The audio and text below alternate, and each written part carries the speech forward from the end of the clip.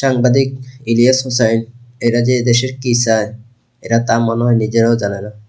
এরা কয়দিন আওয়ামী লীগের পক্ষে, কয়দিন বিএনপির পক্ষে, কয়দিন জামাতের পক্ষে, কয়দিন এনসিপির পক্ষে। এরা প্রত্যেকটা দল নিয়ে আছে।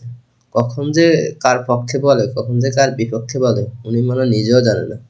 উনি মানে একটা ভিডিও করে ছাড়লো আর হাজার হাজার টাকা ইনকাম করলো। আর উনি ওনার স্বার্থে আসলে কথা বলে। উনি আসলে দেশের এবং দেশের স্বার্থে আসলে কথা বলে না। তার মন গড়া কথাগুলো সে শোনাবে দেশের সহজ সরল মানুষগুলোকে। এদেশের প্রত্যেকটি সচেতন মানুষ ওনার এই আইডি থেকে বা ওনার এই ভিডিও দেখা থেকে মনে বিরত থাকা উচিত। উনি যে ইদানিং যে শুরু করছে আলতু ফালতু, উনি যে এই দেশটাকে কি বানাতে চাইতেছে উনি মনে নিজেও মনে জানে না। মনে হয় যে মানে ওনার মন গড়া একদিন একটা ভিডিও ছাড়লো আর মানুষ দেখলো, হাজার হাজার লক্ষ লক্ষ ভিউ হলো, শেয়ার হলো। ওনার উদ্দেশ্য হলো ওনার টাকা কামানো, একদিন এক ভিডিও দিবে, এই আর কি। ওনাকে এদেশের প্রত্যেক সচেতন মানুষ ওনাকে বয়কট করা উচিত।